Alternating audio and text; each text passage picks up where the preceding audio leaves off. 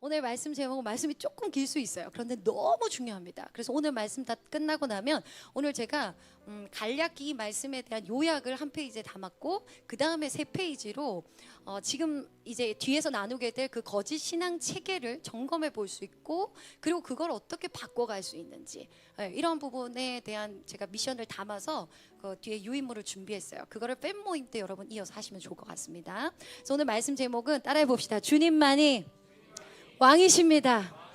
주님만이 왕이십니다. 한 번 더 주님만이 왕이십니다. 아멘. 예, 정말 주님만이 우리의 왕이십니다.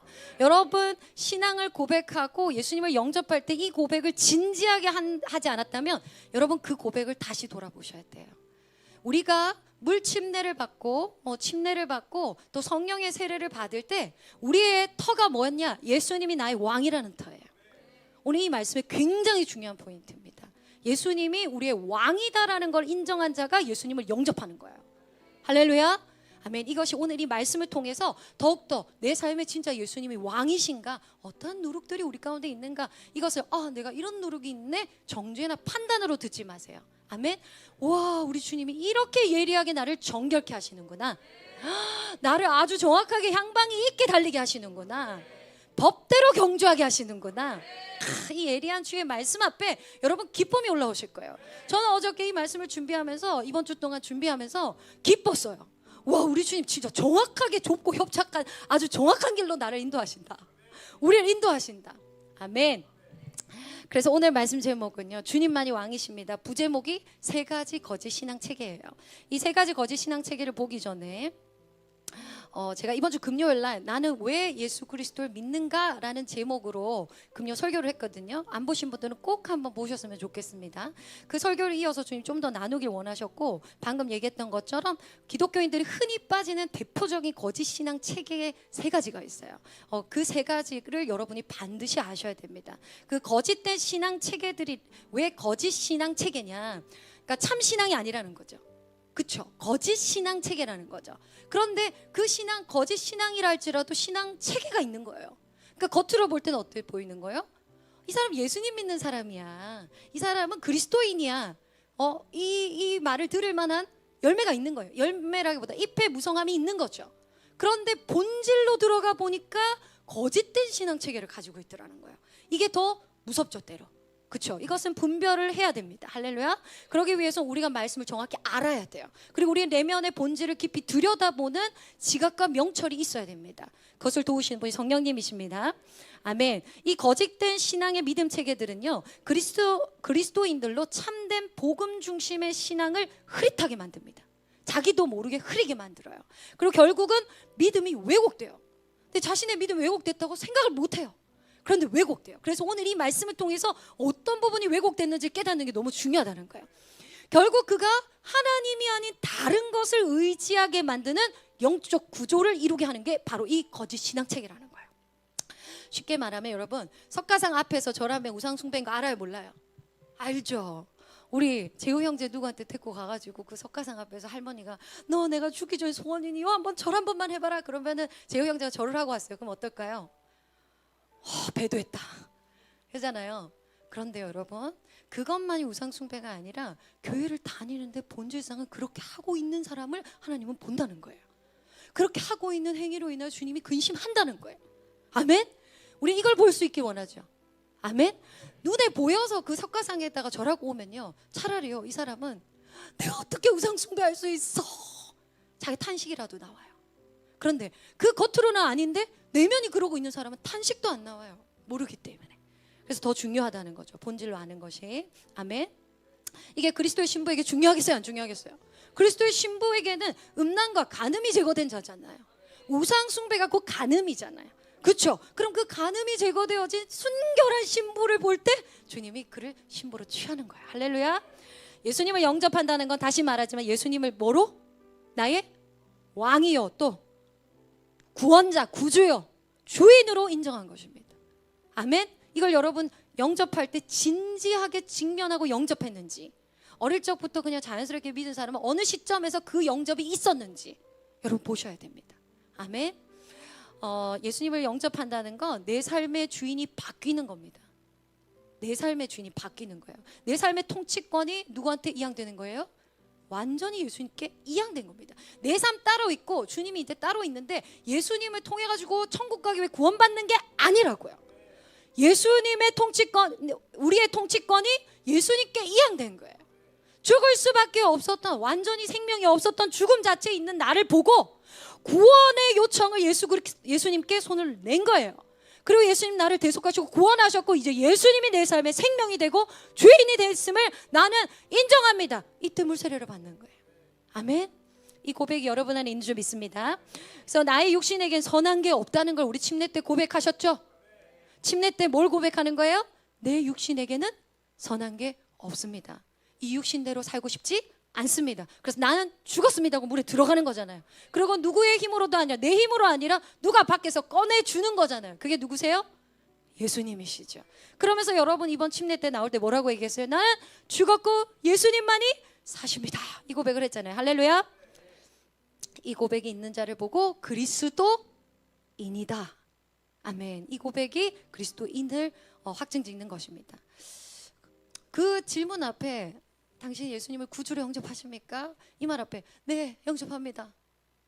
네, 난 죽거나 천국 가고 싶습니다. 이렇게 쉽사리 자신을 덤벼든 사람들 너무 많을 거예요. 그렇죠? 네, 그게 사실은 엄밀히 얘기하면 그들에게 진정한 구원의 제시가 아니기 때문에 굉장히 위험한 것입니다. 진지하게 우리는 물어가면서 신앙생활을 하는 것이 필요하다는 거죠. 자, 첫 번째 땅에 대한 얘기를 좀 나눌 텐데요. 창세기 3장 18절 같이 보겠습니다. 시작. 땅이 내게 가시덤불과 엉겅퀴를 낼 것이라. 내가 먹을 것은 밭의 채소인즉. 자, 여기에서 땅이 나오고요. 거기 안에서 뭐가 나올 거다? 우리가 타락한 이후에 가시덤불이 올라올 거라는 거예요. 그리고 또 뭐가 있어요? 엉겅퀴를 낼 건데 정작 우리가 먹을 건 가시나 엉겅퀴가 아니에요. 뭘 먹어야 된대요? 채소를 먹어야 돼요. 밭에서 나오는 채소를 먹어야 되는데 이 가시와 엉겅퀴가 하는 이유, 목적이 뭐예요? 우리가 먹어야 될 밭의 채소가 자라나지 못하게 기운을 막잖아요. 그렇죠? 근데 여기 창세기는 말 그대로 땅에서 진짜 가시덤불과 엉겅퀴가 나오고 그 다음에 밭의 채소를 먹는 게 실질적으로 창세기 3장에서 말하고 있죠. 하지만 성경에서는 이걸 1차적으로 보이는 세계에서 그것만 말하고 있지 않아요. 여기서 땅하고 채소하고 엉겅퀴만 말하고 있지 않아요. 이걸 정확하게 성경에서는 다른 곳에서 우리의 마음밭으로 비유를 하죠. 자, 마가복음 읽어보겠습니다. 마가복음 4장 26절에서 29절 시작. 하나님의 나라는 사람이 씨를 땅에 뿌린과 같으니 계속 그가 밤낮 자고 깨고 하는 중에 씨가 나서 자라되 어떻게 그리 되는지를 알지 못하느니라. 땅이 스스로 열매를 맺되 처음에는 싹이요 다음에는 이삭이요 그 다음에는 이삭에 충실한 곡식이라. 29절. 열매가 익으면 곧 낫을 대나니 이는 추수 때가 이르렀음이라. 하나님 나라를 씨를 땅에 뿌린과 같다고 예수님이 이 말씀에서 비유하고 계세요. 자, 여기서 땅은 여기 지금 이 말씀에서는 뭐라고 말하고 있을까요? 마음밭을 의미합니다. 그러면 이 마음밭에 뿌려진 씨는 뭘까요? 네, 하나님의 말씀이라고. 마가복음 4장 14절 가보겠습니다. 같이 읽을게요. 시작. 그렇죠. 뿌리는 씨는 말씀이고요. 그 씨가 뿌려진 곳이 어디예요? 여러분의 마음밭. 그러면 창세기 3장에서 말했던 그 땅은 현상적인 눈에 보이는 땅만이 아니라 그 안에 비유된 본질이 있다는 거예요. 그 땅이 우리 마음이라고. 이 마음판에 씨, 너희가 먹어야 돼. 이 씨에서 나오는 채소를 우리가 먹어야 된대요. 그 채소가 그리스도의 열매입니다. 의의 열매를 먹고 살아야 돼요. 할렐루야. 예, 그런데 아무튼 그 열매가 우리 밭의 채소로 나와야 되거든요. 근데 그걸 못 나오게 하는 게 뭐가 있다는 거예요? 가시와 엉겅퀴가 타락 위에 올라오겠다는 거예요. 엄밀히 얘기하면 그게 뭡니까? 우리 육체 가운데 나오는 가시 엉겅퀴예요. 이것이 이제 뒤로 가서 거짓 신앙 체계와도 연결이 됩니다. 이 가시 엉겅퀴들이 올라오는데 그것을 제거해 가면서 뭐 해라? 너희는 밭에 채소를 내라. 그리고 밭에 채소를 먹어라. 육신과 선한 싸움을 해서 그 안에 있는 예수 그리스도의 의의 열매를 먹고 살아라. 아멘. 이게 창세기에서 현상적인 것만 아니라 본질은 이제 신약에서 그게 다 드러나는 거예요. 하나님의 비밀의 것들이 다 드러나는 것입니다. 할렐루야. 자, 이 말씀은요 곧 예수 그리스도의 말씀이죠. 하지만 더 깊이 얘기하면 예수 그리스도 자체이십니다. 아멘. 요한복음 1장 1절 같이 보겠습니다. 시작. 말씀이 계시니라. 이 말씀이 하나님과 함께 계셨으니 이 말씀은 곧 하나님이시니라. 아멘. 이 말씀은 곧 예수 그리스도 그 자체이십니다. 할렐루야. 그리고 요한복음 1장 14절 보겠습니다. 시작. 말씀이 육신이 되어 우리 가운데 거하심에 우리가 그의 영광을 보니 아버지의 독생자의 영광이요 은혜와 진리가. 아멘. 말씀 자체로 오신 분이 예수 그리스도세요. 아멘. 그 예수님이 우리한테 씨로 뿌려지는 거예요. 예, 성경 말씀이 여기 뿌려지는 거 차원이 아니라 그 말씀이 육신이 되셔서 성령으로 운행하신 주님이 우리 안에 뿌려지는 거예요. 그 예수님이 자라나서 이것이 예수님을 통해서 나타나는 열매가 의의 열매인 거예요. 그게 우리의 먹을 양식이라 말하는 거예요. 난 이걸로 너와 함께 먹고 마시기 원한다고 예수님 말씀하신 거예요. 할렐루야. 아멘. 이 일을 너희는 하라고 명령하신 거예요. 창세기에서. 가보겠습니다. 창세기 3장 23절. 시작. 여호와 하나님이 에덴 동산에서 그를 내보내어. 그렇죠. 그의 근원이 뭐래요? 우리 어디서 나왔어요? 땅에서 나왔잖아요. 그런데 그의 근원이 된 뭐를? 그 땅을 뭐 하겠어요? 가는 게 뭐예요? 갈아엎어서. 그죠? 오전에 정상의 목사님이 주여 내 속에 있는 마음부터 갈아엎어 주시옵소서 그랬죠. 틀린 말씀이 아닙니다. 그 땅을 갈아엎는 일을 너희에게 맡겼다는 거예요. 에덴 동산에서 내보내요. 타락 이후에 너희 안에서 육신에서 가시덤불과 엉겅퀴가 올라올 거다. 그런데 그걸 갈아엎어라. 그래서 기운이 막히지 않게 해라. 그리고 그 안에 열매가 나오게 해라. 그 씨가 나오게 해라. 할렐루야. 이게 우리한테 맡겨진 일이에요. 그래서 경작하라고, 지키고 경작해라. 아마르 하고 샤마르 해라. 이 말씀을 창세기 우리에게 명령으로 주신 거예요. 할렐루야. 그러니까 곧 이거는 마귀의 머리를 밟는 일이에요. 우리의 육신 가운데 있는 가시와 엉겅퀴를 제거하는 건 곧 마귀를 짓밟는 일이에요. 할렐루야. 아멘. 너무 우리에게 큰 사명을 주셨죠. 아멘. 그래서 바로 이 땅에서 씨가 자라는 것을 막는 게 올라오기 때문에 우리는 경작하고 지켜야 되는 거예요. 아멘. 그래서 우리가 먹어야 될 건 밭의 채소다. 그런데 우리가 먹을 건 채소인데 그 채소가 나와야 생명을 얻을 텐데 못 자라나게 방해를 하기 때문에 경작을 하고 선한 싸움을 해야 되는 거예요. 신앙생활이 마냥 편안한 게 아니에요. 때론 육체 때문에 우리에게 선한 싸움이라고. 그래서 오늘 오전에도 정상희 목사님 말씀하셨지만 뭐래요? 너희가 피 흘리기까지 아직 싸우지는 아니하였을 때 이런 말을 하죠. 사도 바울이. 그 말은 육신을 부인하고 너희 안에 채소가 나오게끔 선한 싸움을 멈추지 말라 이거예요. 부활의 표대령이 달려가는 일에 멈추지 말라는 거예요. 할렐루야. 우리에게 이 소망이 있으면 너무나 감사합니다. 그래서 창세기 아까 3장 18절 다시 보여주시고 18절 그리고 이어서 19절 한번 읽어볼게요. 시작. 19절 시작. 내가 흙으로 돌아갈 때까지. 예, 우리가 이걸 직면해야 돼요. 얼굴에 땀을 흘려야 먹을 것을 먹을 수 있다는 거예요. 지금 우리를 통해서 예수님의 열매가 나타나는 것은 육신을 거부하는 땀을 흘리는 일이죠. 그게 우리가 육체를 부인하고 가시 엉겅퀴를 제거하는 일이에요. 오늘 그것을 위해서 여러분 이 말씀을 듣고 있는 거예요. 이 말씀이 여러분의 심중에 심겨져서 부질부식간의 거짓된 신앙체계들이 보여서 그것이 누룩이 제거되는 할렐루야 경작하는 일들이 여러분 안에 일어나고 있는 줄 믿습니다. 아멘. 이거는요 단순히 열심히 노동을 해서 밥 먹고 살아야 된다 이 말이 아닌 거 아시겠죠? 이제 성경 말씀의 본질을 볼 수 있어야 됩니다. 아멘. 히브리서 6장 7, 8절은 아예 대놓고 말하고 있어요. 같이 읽겠습니다. 시작.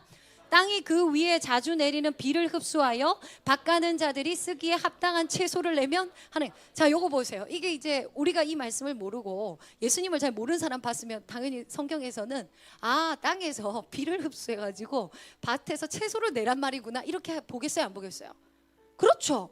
그런데 이제 여러분은 이 땅이 누구다? 내 마음 바치는 걸 알잖아요. 그 위에 자주 내리는 비는 뭐겠어요? 하나님의 은혜죠. 그리고 밭가는 자들이 쓰기에 합당한 채소는 뭐겠어요? 예수 그리스도의 열매죠.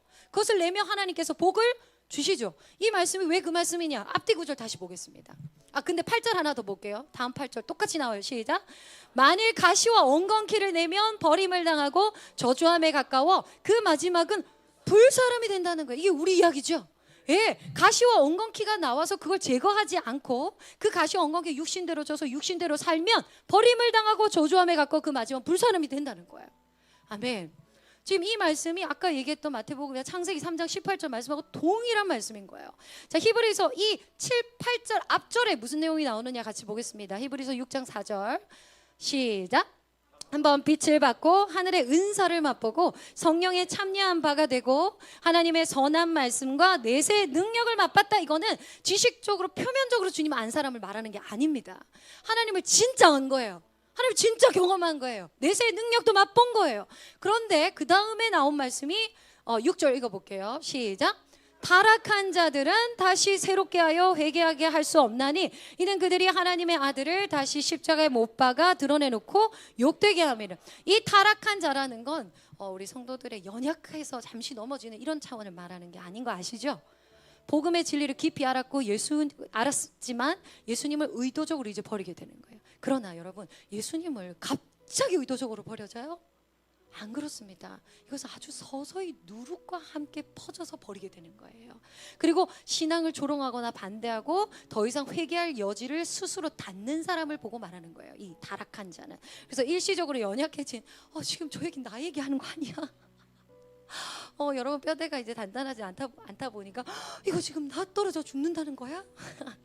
그렇게 이해하면 안 됩니다. 그래서 의도적으로 하나님 떠나고 예수 그리스도 안에 거하기를 이제는 더 이상 그 길을 가지 않겠다 부인하고 결정적인 반역 상태를 두고 말하는 거예요. 이는 그리스도 안을 이제 더 이상 그 사람은 침노하지 않습니다.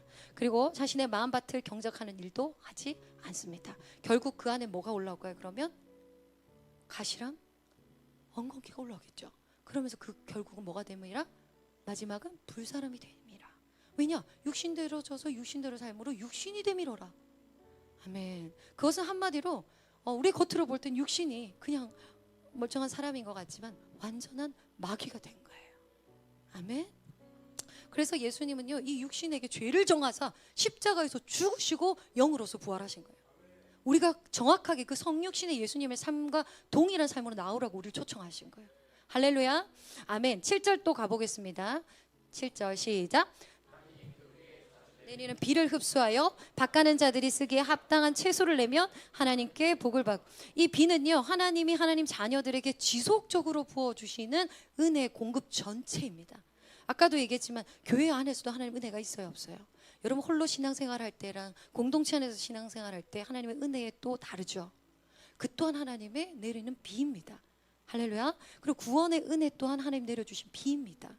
성령의 보호하심과 인도하심의 삶 가운데 있죠. 이것도 하나님이 늘 자주 내리는 비를 흡수한다 할 때 자주 내리는 비예요.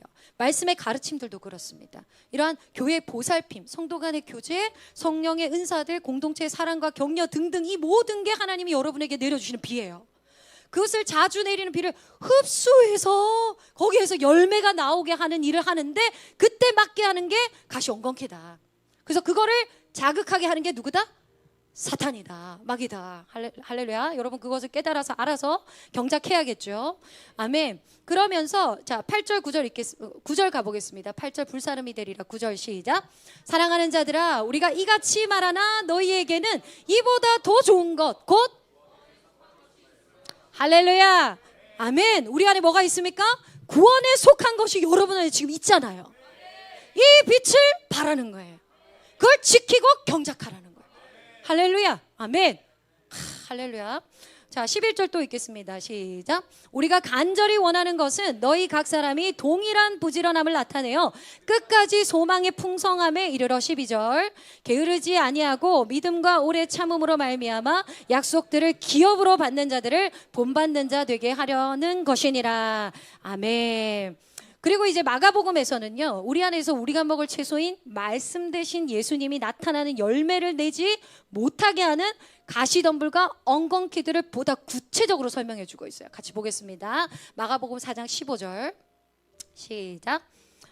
길가에 뿌려졌다는 것은 이들을 가리킴이니 곧 말씀을 들었을 때에 사탄이 즉시 와서 그들에게 뿌려진 말씀을 빼앗는. 이게 무슨 말이냐? 그 말씀을 듣는데 들어도 듣질 못해. 들어도 마음에서 원함으로 받질 못해. 그땐 사탄이 그 말씀을, 여러분 이 말씀이 예수 그리스도이신데 그걸 그냥 빼앗아 가는 거예요. 그렇죠? 이런 상황을 말하는 거고요. 두 번째 16절 같이 보겠습니다. 끝까지 그 말씀을 안 받는 자들 있죠. 예, 그들에게 기회가 갑니다. 하지만 그들이 받지 아니함으로 그 말씀이 거두어지는 거죠. 16절 읽겠습니다. 시작. 또 이와 같이 돌밭에 뿌려졌다는 것은 이들을 가리킴이니 곧 말씀을 들을 때에 즉시 기쁨으로 받으나 그 속에 뿌리가 없어 잠깐 견디다가 말씀으로 인하여 환난이나 박해가 일어나는 때에는 곧 넘어진. 예, 이 말씀 때문에 어려움이 오고 그 말씀 때문에 실제로 박해가 와요. 저희 교회 옛날에 정훈이라고 있는데 거듭나게 된 거예요. 그래서 이 아이 안에서 막 말씀이 일어나고 있는데 믿지 않는 분들 같은 경우는 그 아이의 현상 자체가 이해가 안 되는 거예요. 그래서 말하고 보니까 말하면 안 되네. 이게 좀 박해에 비슷한 일들이 있었어요. 그랬을 때 어때요? 끝까지 그 가운데서 자신 안에 있는 성령님을 따라가더라고. 소신 있게 따라가더라고. 이렇게 말씀을, 이 진리의 말씀을 소중히 여기고 딱 붙들고 가는 사람들이 있는가 하면 조금 어려워지면 모르겠어, 하나님은 사랑이지. 여러분 진짜 박해와 환난 가운데서도 말씀이 진리면 그대로 나아가는 용기가 있으셔야 됩니다. 진리니까 타협할 수 없는 거예요. 아멘. 이러한 돌밭에 부러진 사람들도 있다고 말하고 있고요. 18절 가보겠습니다. 시작. 또 어떤 이는 가시떨기에 뿌려진 자니 이들은 말씀을 듣기는 하되 세상의 염려와 재물의 유혹과 기타 욕심이 들어와 말씀을 막아 결실하지 못하게 되는 자요. 이건 말씀을 이해를 못한다는 얘기가 아니에요. 말씀을 다 듣고 있어요. 이해해요. 그런데 실제 그 삶에서는 그의 심중에서의 관심사는 어디입니까? 재물의, 세상의 염려와 재물의 유혹, 온갖 욕심이 그 안에 심중에 자리 잡고 있는 거예요. 그래서 그를 통하여서는 결국은 열매를 맺는 듯 하다가 못 맺는 거예요. 근데 이 사람에게서는 어느 정도 열매가 나와요. 그러다가 기운이 막혀요. 가시떨기에. 자, 그 다음 20절 같이 보겠습니다. 시작. 좋은 땅에 뿌려졌다는 것은 곧 말씀을 듣고 받아 30배, 60배, 100배의 결실을 하는 자니라. 아멘. 좋은 땅이 있습니다. 좋은 땅이 있습니다. 여러분, 나는 주님의 좋은 땅입니다. 선포하십시오. 여러분 귀에 들려주십시오. 나는 그리스도 안에서 좋은 땅입니다. 아멘. 여러분, 늘 우리가 좋은 땅이 되기 위해서는 반드시 뭐하고 뭐해라? 지키고 경작해라. 아말하고 샤마를 해라. 아멘. 가시덤불과 엉겅퀴를 제거해라. 이런 말씀을 들을 때 나는 가시덤불이 엉겅퀴가 많네, 이게 아니라고요. 할렐루야, 나 몰랐어. 이게 가시덤불인지 몰랐어. 아멘. 하는 거예요. 그렇기 때문에 여러분 안에는 기본 뿌리가 뭐가 있어야 돼? 난 하나님 자녀야, 이 믿음 있어야 된다. 난 아직 지금 미흡하고 성화의 과정 가운데 있지만 난 하나님 자녀야. 이 무대뽀가 있어야 돼요. 할렐루야. 그러니까 막인 우리 육신을 충동질하지만 내 안에 진짜 새 피조물이 있잖아요. 난 하나님의 자녀야. 하나님 말씀하실 때 그 말 앞에 순복합니다.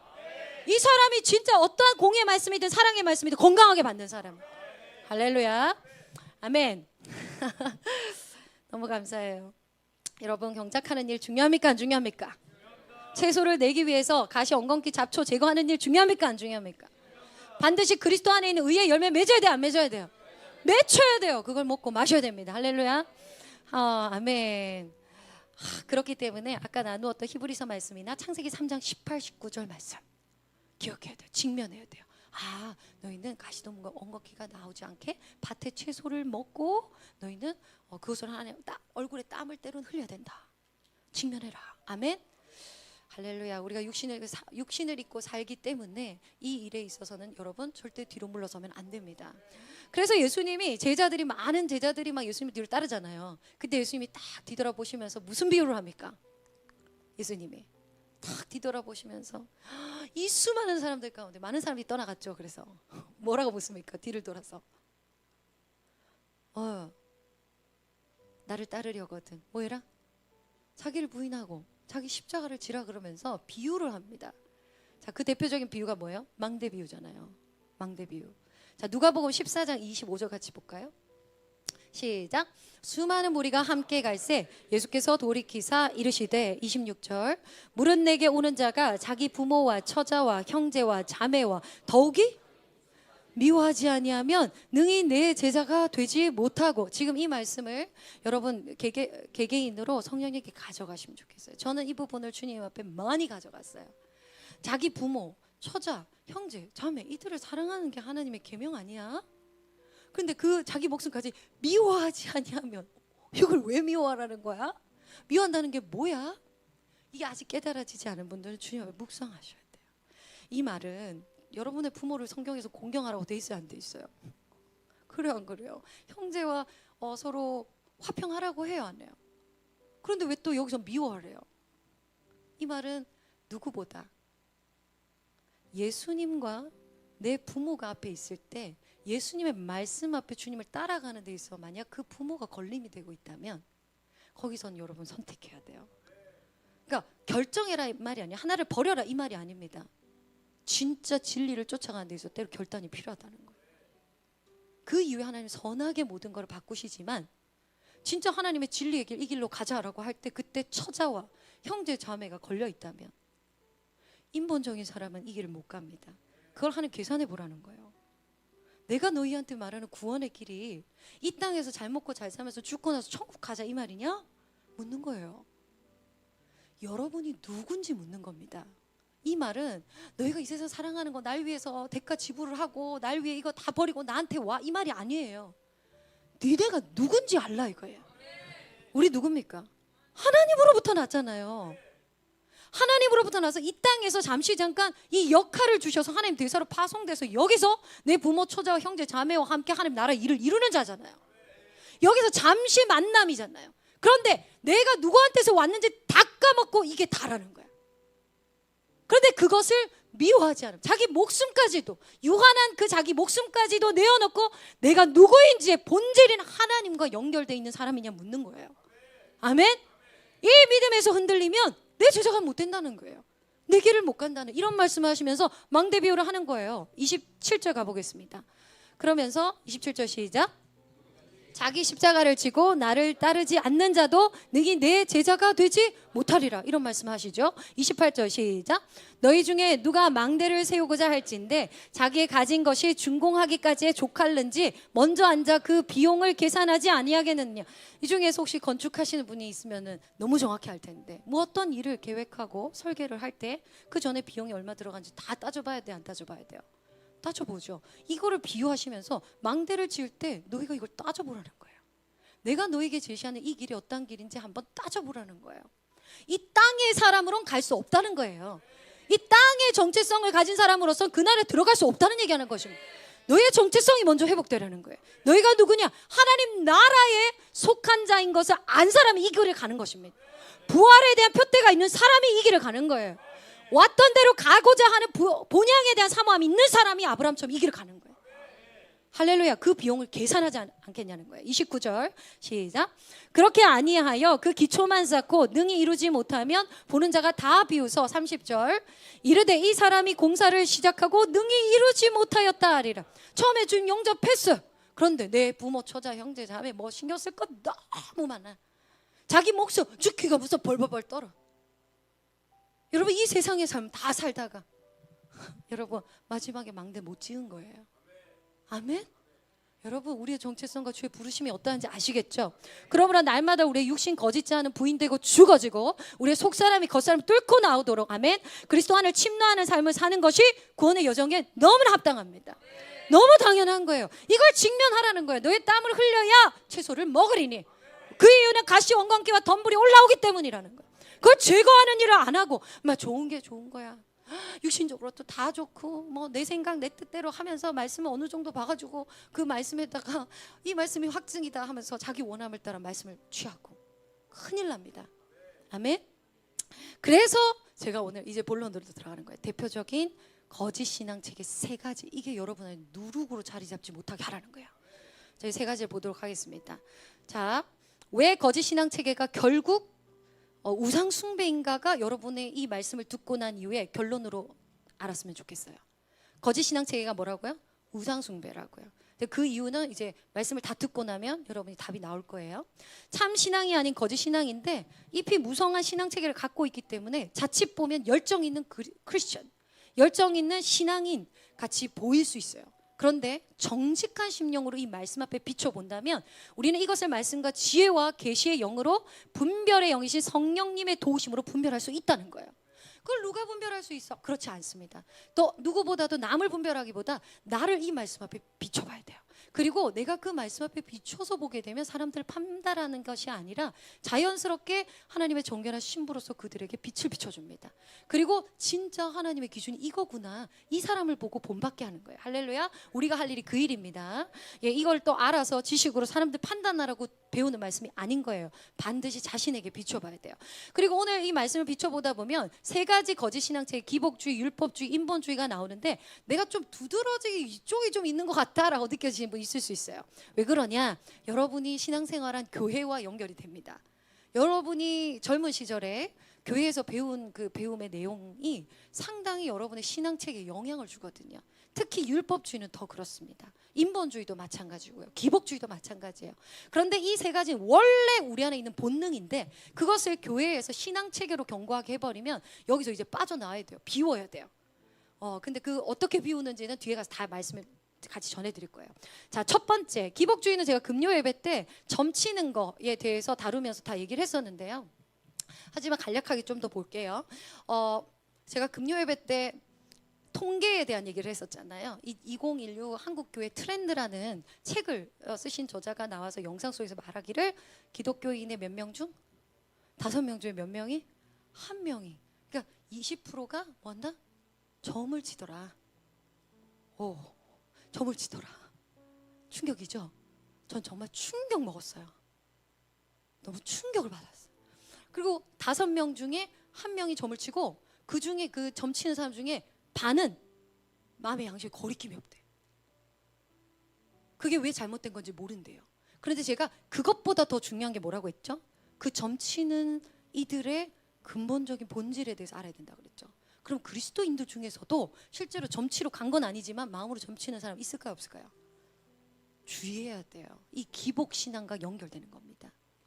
예, 여러분이 이전에 섬겼던 교회 안에서 그런 부분을 여러분도 모르게 흡수하게 되면 그게 여러분도 모르게 나오고 있을 수 있어요. 그래서 이 말씀 하나하나 보면서 내 안에 이런 부분들의 누룩이 있을 수 있구나. 그것을 가시덤불 엉겅퀴를 제거해야겠구나. 이렇게 깨어있는 자의 자리에 가길 원합니다. 기복이라는 건요, 다른 말로 번영신학이라고도 해요. 그래서 기복은 빌기, 복을 기원한다, 빈다. 그래서 행복, 형통, 좋은 일, 행운 이런 거 있죠. 이게 복을 원하는 건데요. 엄밀히 얘기하면 물질적, 세상적 번영, 형통을 의미합니다. 흔히 순복음 교단에서 이 부분들을 많이 강조했었죠. 근데 그 부분 때문에 한국 교회에서 이 영역이 굉장히 위험하다라고 얘기를 많이 했었어요.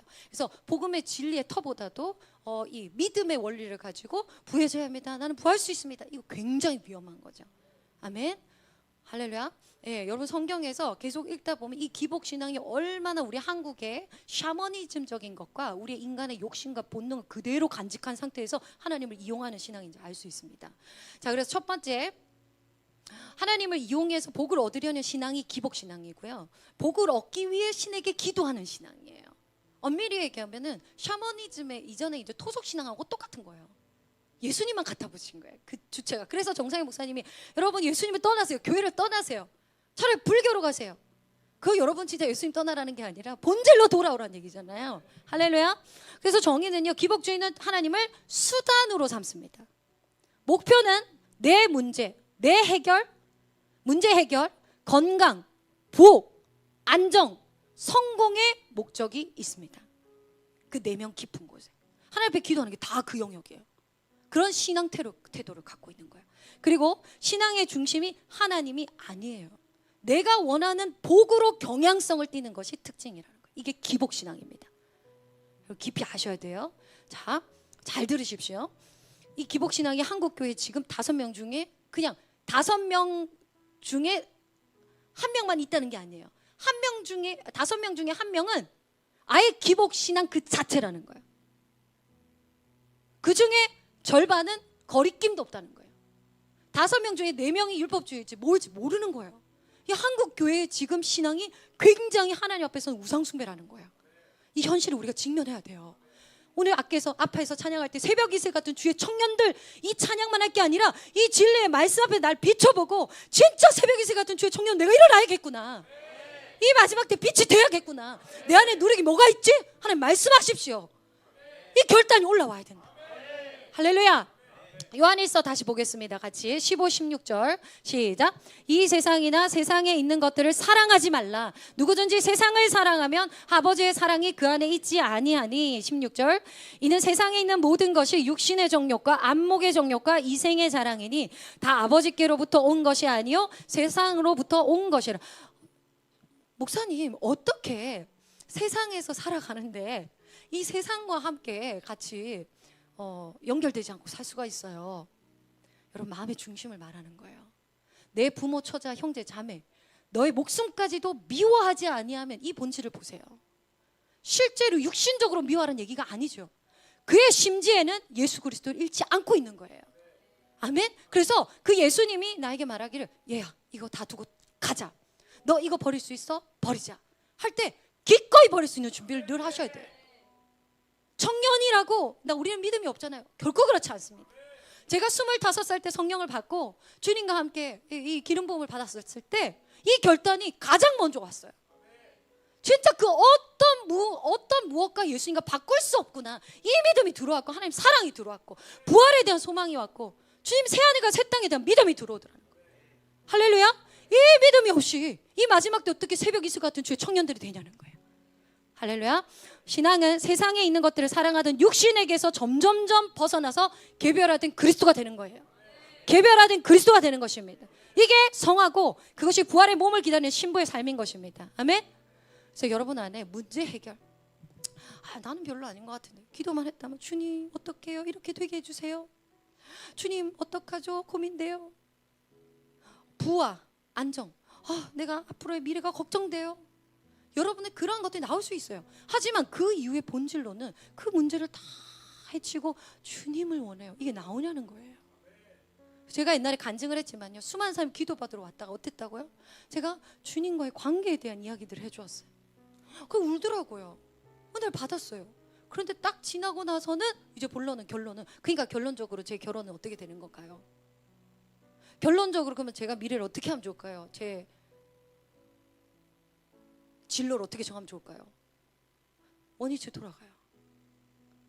끝이 그게 아니라 오히려 끝이, 내가 어떻게 해야 예수님과 함께 하나 될 수 있을까요? 내가 어떻게 해야 주님을 더 얻을 수 있습니까? 누구도 그거 물으러 온 사람 진짜 100명 중에 1명 보기 어려웠어요. 거의 없었습니다. 주님 그거 살피신다고, 우리 중심에. 아멘. 그 마음으로 돌아가려는 사람이 기복신앙의 누룩을 제거하는 거예요. 주님 그걸로 우리를 지금도 초청하고 계십니다. 아멘. 기도하면 복 준다, 헌금하면 병 낫는다, 예배하면 사업 잘 된다. 주님, 여러분 이게 샤머니즘이에요. 토속신앙이라고, 우상숭배라고. 아멘. 여러분 여기에서 벗어나시길 주의 이름 축복합니다. 아멘. 신앙의 목적이 복 그 자체에 있다는 거. 이런 사람의 특징이 뭘까요? 십자가 복음에서 오는 고난, 말씀 앞에 순종 기피하죠. 특히 안 좋아요. 그렇죠? 더더구나 뭐냐면 기복이 심해요. 기복신앙은 뭐라? 기복이 심해. 환경적으로 좋으면 하나님 날 사랑해. 하나님 감사합니다. 주님 날 위한 하나님. 환경이 안 좋으면 어때요?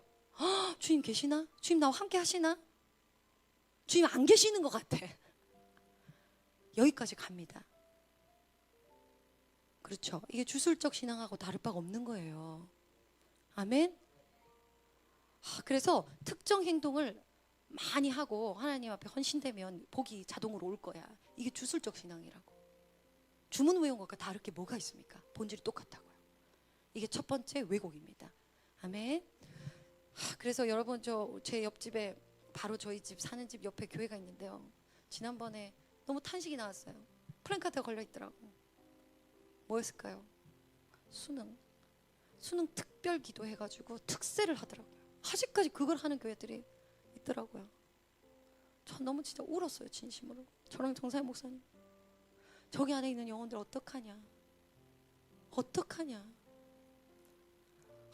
이 한국교회 그래도 이 진리의 말씀 엄청나게 선포됐는데도 그 위치에 머물러 있으면 어떡합니까? 여러분 지금 여러분 보고 천일 특별 새벽 기도 해가지고 수능 우리 아들 자녀들 붙게 해달라는 기도를 한다면 여러분 어떨 것 같으세요? 이 중에 야 이거보다 좋을 게 없다. 여러분 결혼해가지고 그거보다 좋을 게 없다 하는 사람 나오면 큰일 나는 거예요. 그렇죠? 이건 신앙이 아닙니다. 이게 거짓 신앙 체계라는 거예요. 첫 번째 뭐였다고요? 거짓 신앙 체계 중에 기복 신앙. 기억하십시오. 이거 샤머니즘적인 토속 신앙하고 정확히 믹스된 거짓 신앙 체계입니다. 하나님 우리 창조하신 목적이 복 받기 위해서, 결과물을 얻기 위해서, 이 땅에 잘 먹고 잘 살기 위해서 하나님을 이용하라고 우리 부르신 거 아닙니다. 오히려 이걸 내려놓고 주의 나라 오실 걸 준비하라는 거예요. 아멘. 네가 누구인지 알라는 거예요. 할렐루야. 마귀의 머리를 밟으라는 거예요. 육신을 부인하고 하나님의 부활 생명으로 살라는 거예요. 그래서 사도 바울은 내가 이 땅이 다라면 오늘 먹고 마시고 죽자 하지 왜 내 이 고난을 받고 자처해서 가냐는 거예요. 아멘. 이 믿음이 우리에게 주님 원하시는 복음입니다. 할렐루야. 결국 누가 우상인 거예요? 그럴 때 누가 주인인 거예요? 그 기복신앙의 주인 누굽니까? 딱 봐도 누구예요? 나죠. 하나님도 안 보여. 결국은 자기, 나를 돕는 신이 하나님인 거예요. 때문에 기복주의의 중심에 누가 있다? 내가 있다. 누구 숭배하는 거다? 나를 숭배하는 거다. 그래서 기복주의는 뭡니까? 우상 숭배입니다. 자, 그 다음 두 번째, 이제 거짓신앙 체계 두 번째 율법주의예요. 초대교회에서 이 율법주의를 가장 경계했을 수밖에 없었죠. 그러면서 사두개인과 바리새인의 누룩을 교훈을 주의해라. 근데 이 율법주의는요 또 기복주의랑 함께 연결됩니다. 기복주의랑도. 자, 율법주의는 행위, 따라해볼까요? 행위로 하나님과의 관계를 유지하려는 신앙. 네, 율법주의는요 내 행위 규칙 업적이 하나님 앞에서 나를 의롭게 하는 신앙이거든요.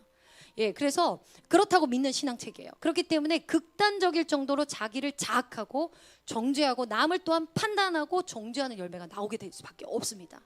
그리고 율법주의는 하나님의 은혜 대신에 자기의 의를 의지하는 게 핵심이에요. 다시 뭐를 대신에? 하나님의 은혜 대신에 자기의 뭐를? 의. 자기가 그 율법을 이룬 자기의 의를 중심에 두고 그것을 의지하는 것이 핵심이에요. 그래서 핵심적인 것은 이 규율과 행위를 지나치게 강조하는 거예요.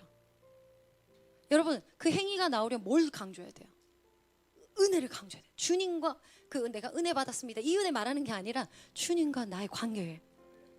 주님을 계속 강조해야 돼. 주님을 더 많이 먹어야 돼. 아멘? 그럴 때 행위가 나오는 거잖아요. 근데 지나치게 행위를 강조해요. 이건 하면 안 되고 저건 하면 해야 되고 저건 해야 되고 완전히 규칙이 신앙의 중심이 되기 시작합니다. 그리고 다른 사람을 정죄하는 태도를 갖게 되는데요. 자신은 잘 지킨다고 생각할 때 어떻게 하겠어요? 남이 그냥 판단이 되는 거예요. 그래서 이 사람은 덜한 거예요. 나보다 남을 낮게 여기는 게 아니라 다 판단하고 다니게 되는 거예요. 이게 바로 영적 교만이라는 거예요. 예. 그리고 세 번째 외적 순종은 있습니다. 외적으로는 열심히 노력해 순종하는 것 같아 보이지만 내면적 변화가 하나도 안 일어나. 갈수록 더 강팍해져요. 그 안에 있는 성령의 열매는 나오지를 않습니다. 그래서 본질적인 하나님 관계 안에서의 마음의 변화 없이 한다, 안 한다, 한다, 안 한다. 요거에 집중되어 있는 거예요. 네, 그래서 은혜는 점점 뭐 하겠어요? 사라져요. 그러니까 뭐가 남아요? 부담만 남게 되죠. 점점 무거운 짐을 지게 되죠. 그 신앙이 기쁨이 아니라 뭐겠습니까? 숙제고 압박으로 변하게 되는 거예요. 그리고 예배 몇 번 드렸는지, 봉사를 몇 번 했는지, 심지어 헌금 액수로 신앙을 진짜 기준 평가하기도 합니다. 그래요, 실제로. 내가 11조를 얼마나 했고, 감사한거 얼마 했고, 건축한 거 얼마 했고. 우리 세대는 오히려 주님 앞에 내 걸 더 드려라 하는 세대로 지금 훈련을 해야 될 때지만, 자, 저 사람은 새벽기도 안 해서 신앙이 약하다. 나는 360을 새벽기도 빠진 적이 없어. 이게 전부 누구에 의해요? 그 새벽기도 하는 이유가 뭐예요? 그 새벽에 아침을 깨우는 이유가 뭡니까? 주님하고 나하고 가장 은밀할 때 주님의 가장 정결한 주님의 사랑 안에서 누리기 원함이잖아. 주의 진리의 말씀을 듣기 원함이잖아. 주님과 관계하기 위함이잖아요. 근데 그 형식인 새벽기도 내가 365일 안 빠지고 가. 이게 정확히 율법주의입니다. 사두개인과 바리새인이 이랬다고요. 주님 앞에는 오진 않고 그 형식만 강조하고 그거를 자랑하고 뽐내고 있었다는 거예요. 규칙을 지키면 하나님과 자동으로 친해진다고 믿는 이것도 우상숭배인데요. 또 회개에 대한 경우 눈물을 형식적으로 굉장히 강조합니다. 그래서 제가 한 선교사님한테 예전에 들었어요. 그래서 우는 게 진짜 회개다라는 감정이 신앙의 절대 기준이 되기 시작해요. 많이 울어야 돼. 그럼 많이 울고 얼마만큼 누가 더 오래 기도하느냐 진짜 경쟁을 하신대요. 그래서 예전에 한 선교사님이 그랬어요. 굉장히 율법적인, 나중에 그 교회가 분쟁과 분열로 다 깨어질 수밖에 없었다고 했는데, 그때 그 기도 열심히 있는 분들은 제 뒤에 앉아서 뭐 할까요? 그 열어본대요. 눈을 떠본대요. 몇 명 남았나? 다 갈 때까지 내가 마지막 끝까지 기도해야 되는 거야. 아세요? 그리고 근데 그렇게 울면서 기도를 한대요. 근데 기도하고 나오자마자 커피 마시면서 남을 그렇게 판단하고 정죄한다는 거예요. 여러분, 이게 진짜 우리가 깨어나서 알아야 되는 부분이에요. 아멘. 이게 감정적인 차원만이 아니라 진정한 자기를 부인하고 심중에 욕심이 없이, 할렐루야, 주님을 진정으로 순결한 마음으로 주님과 교제한 사람은 그 안에서 이제 빛이 나오기 시작하는 거예요. 주님의 성령 열매가 나오기 시작하는 게 당연한 거예요. 점점 더 온유해지고 겸손케 되는 거예요. 할렐루야, 아멘. 여러분, 눈 뜨고 내가 가장 오래 기도해야 돼 이런 사람은 우리 없죠? 없죠. 그걸 의로 드시는 분들 없죠? 감사한 거예요. 우리 교회 안에 율법주의가 없습니다. 네, 예수님이 그들에게 하신 말씀이, 이 백성이 입술로는 나를 공경하되 마음은 내게서 멀다. 그리고 갈라디아서에서 율법의 행위로는 의롭다 함을 얻을 육체가 있다 없다? 없다. 근데 율법주의의 영적 뿌리는요, 내가 잘해서 하나님께 인정받아야 된다 이거예요. 그래서 그게 자기 의고요. 그렇다면 복음하고 율법주의의 차이를 여러분 딱 이거 하나만 기억하면 됩니다. 순서입니다. 제가 이전에 말한 적 있죠. 복음은 은혜가 먼저고 행위예요.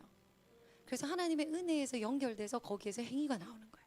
아멘. 자, 그런데 율법주의는요, 행위가 잘 돼야 은혜를 받을 수 있다 이거예요. 자기 행위에 자기 의가 먼저 있어야 하나님 앞에 사랑받을 수 있다 이거예요. 이 순서가 바뀐 순간 율법주의입니다. 아멘. 한국 교회 안에 이러한 거짓 신앙책을 가르치는 교회가 꽤 많은 걸로 저도 알고 있어요. 근데 우리는 분별할 수 있어야 됩니다. 그런데 자신의 힘으로 율법을 지킬 수는 없잖아요.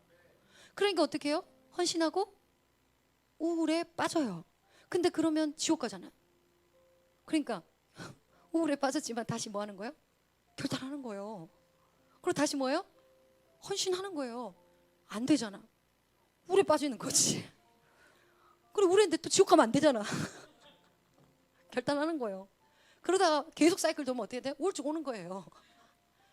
그러고서 자폭해버리는 거예요. 와, 신앙생활이라는 게 더 힘들다. 그렇지. 육신으로서 하나님 앞에 도달하라는 종교로 받아들였으니 얼마나 고통스럽겠냐는 거예요. 여기서 우리 자유케 하시는 주님 감사합니다. 아멘. 그리고 또 결단을 했어. 그런데 헌신을 했어. 너무 잘했어. 어떻게 하겠어? 다 판단을. 다 지옥 가. 너희 다 지옥 가는 거예요. 그렇죠? 자, 그래서 예수님 이걸 경계하시면서 누가복음 볼까요? 6장 37절에서 41절 같이 읽겠습니다. 시작. 그리하면 너희가 비판을 받지 않을 것이요, 정죄하지 말라. 그리하면 너희가 정죄를 받지 않을 것이요, 용서하라. 그리하면 너희가 용서를 받을 것이라. 38절. 주라. 그리하면 너희에게 줄 것이니 곧 후히 되어 누르고 흔들어 넘치도록 하여 너희에게 안겨주리라. 너희가 헤아리는 그 헤아림으로 너희도 헤아림을 도로 받을 것이니라. 39절. 또 비유로 말씀하시되 맹인이 맹인을 인도할 수 있느냐? 둘이 다 구덩이에 빠지지 아니하긴. 자, 여러분, 제가 요 앞에서 이제 여러분 앞에, 여러분 이제 복을 받기 위해 여러분 열심히 우리 새벽 예배 드립시다. 여러분 교회 헌금하세요. 그래서 여러분 삶에서 어떤 축복이 오는지 보세요. 제가 그렇게 가르치게 되면 청년들이요, 제가 저의 어떤 뭐 예화나 이런 것들 들여서 하나님 앞에 복 받은 거 막 이야기를 하잖아요. 그 중에서 떠날 사람도 있을 거예요. 진짜 이건 복음이 아니야. 하지만요, 귀가 쫄깃한 사람들도 상당히 많을 거예요. 그걸 순종한 사람 생깁니다. 그럼 어떻게 해요? 맹인을 인도하는 거예요. 제가 율법주의로 또 여러분에게, 여러분 어떻게 죄를 짓고 하나님 앞에 올 수 있습니까? 죄를 짓지 말고 해야지. 여러분 억누르세요. 여러분에게 죄의 열매 쫙 보여. 이런 것 중에 하나로 지은 사람은 지금 철저히 회개하세요. 근데 회개하는데 난 죽을 수밖에 없는 죄인이라고 외치세요. 어떤 죄 지었는지 앞에 나서 다 얘기하세요. 사람들한테 판단했던 얘기를 요 앞에 다 나와서 하래. 여러분 어떻게 하겠습니까?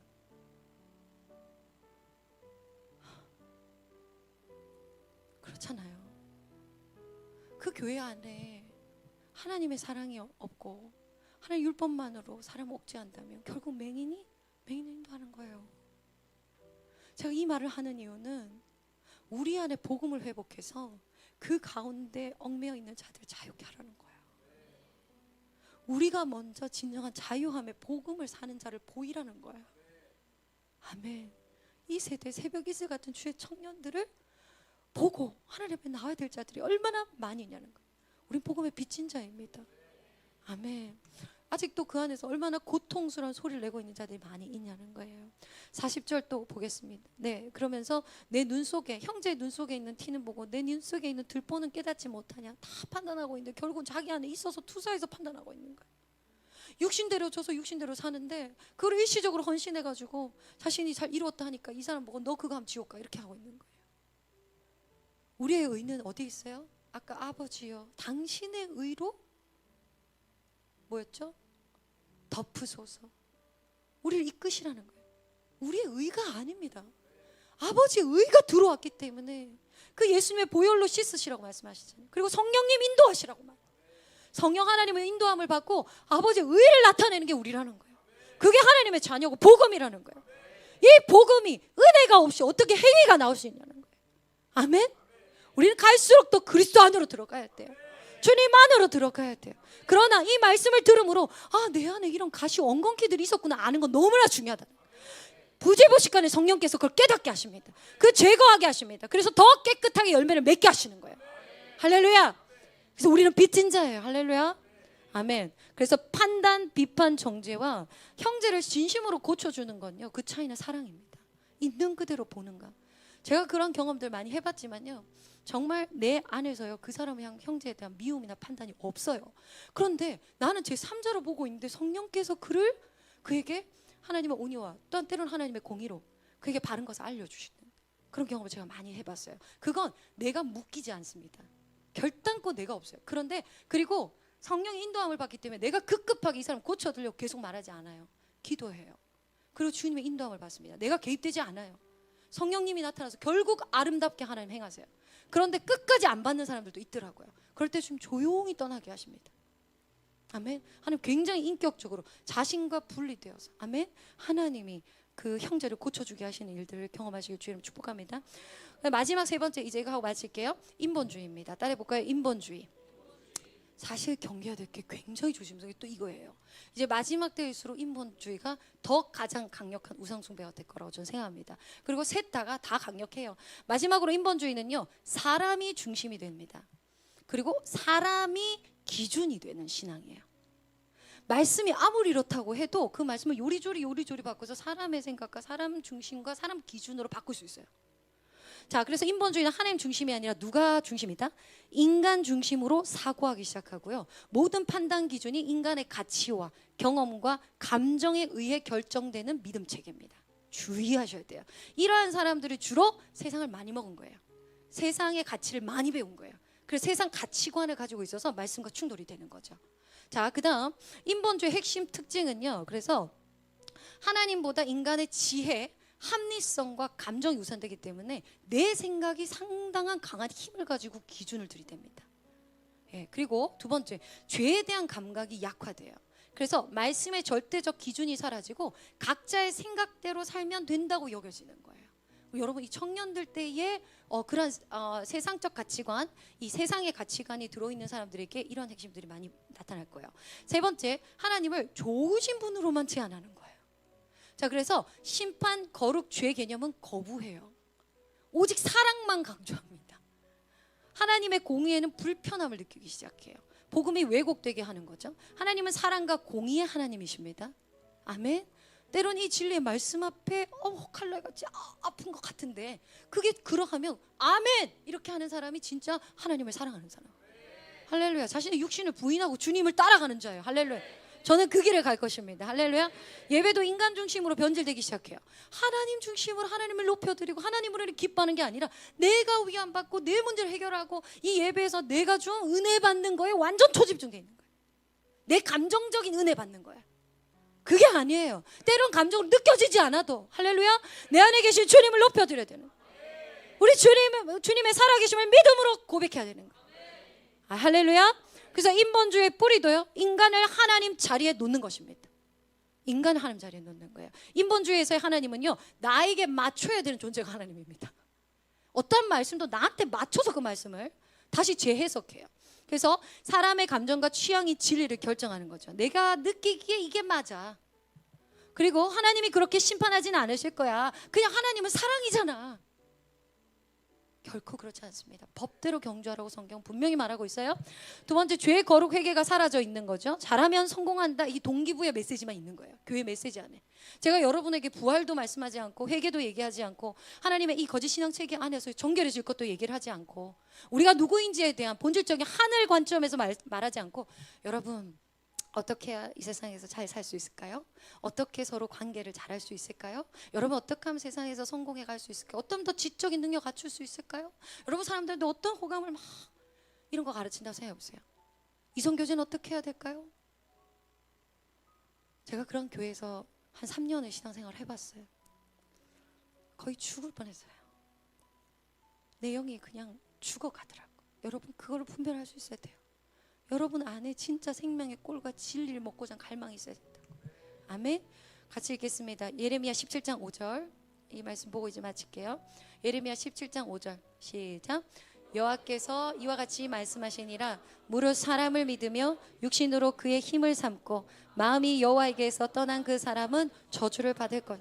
분명히 말합니다. 무릇 사람을 믿고 육신으로 그의 힘을 삼고 마음이 여호와에게서 떠난 그 사람, 그것은 저주를 받는다. 예레미야에서 말씀하시고, 사사기 읽겠습니다. 사사기서 21장 25절 시작. 그때 이스라엘에 왕이 없으므로 사람이 각기 자기의 소견에 오른 대로, 이 시대가 바로 인본주의가 이겁니다. 각자 자기의 소견에 오른 대로 가는 거예요. 하나님의 왕이 안 된 거죠. 자, 그래서 기복주의, 율법주의, 인본주의 이 세 가지 거짓 신앙책의 공통된 뿌리가 뭐다? 내가 주인이다. 그리고 하나님은 나를 돕는 존재다. 그러니까 내가 이 세상의 중심이라는 거야. 이 근원적인 문제가 뭐라고요? 자기 중심적이라는 거야. 그래서 누구를 숭배하고 있다? 나를 섬긴다. 원래 마귀가 이걸 노린 거잖아요.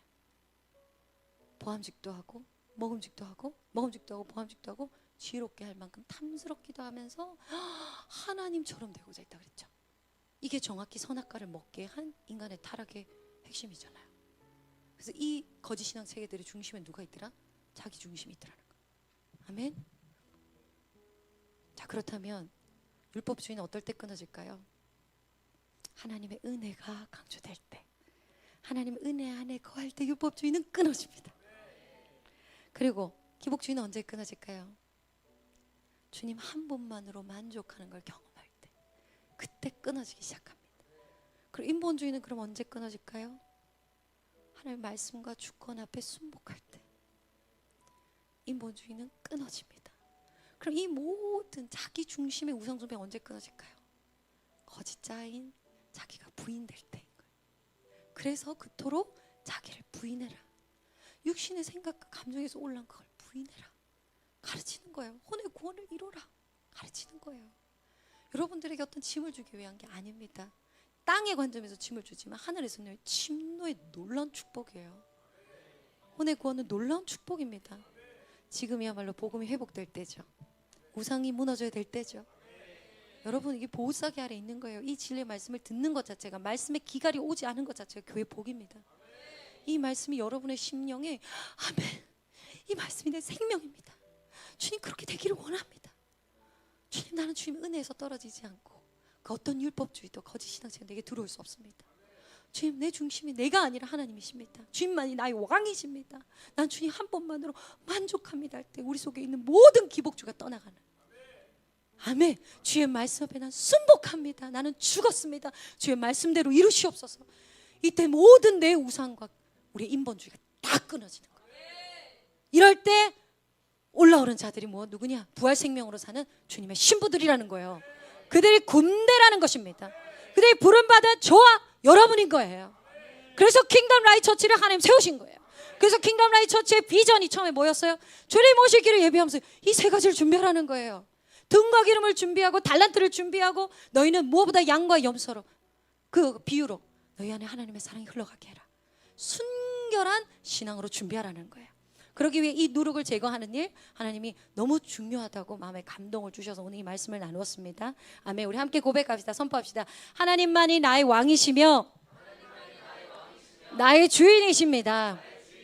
예수님의 말씀 앞에 순복합니다.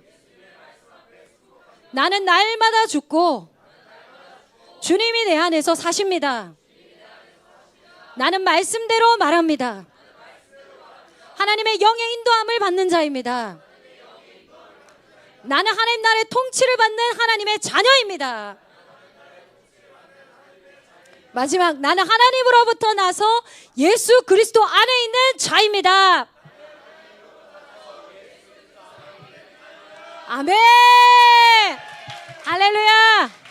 아멘. 우리 이번에 한 주간도 그 선한 싸움 해보는 거예요. 아멘. 한 주간 그 선한 싸움이 설레시죠? 기대가 되시죠? 여러분, 난 이미 승리했다고 선포하시기 바랍니다.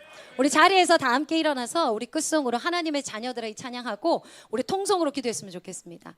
그래서 오늘 여러분이 이 들은 말씀을 가지고 요인물로 나를 한번 점검해 볼 수 있는 요인물을 줄 거예요. 그리고 거기에서 이제 실제적으로 그러한 거짓된 신앙 체계가 내 안에 누룩이 있다라고 느껴진다면 어떻게 바꿔가야 될지, 여러분 삶에 어떻게 하나님 중심으로 바꿔가야 될지에 대한 제안들도 나와 있어요. 그거를 성령님의 지혜를 따라 더 구체적으로 나누시길 주님 축복해요.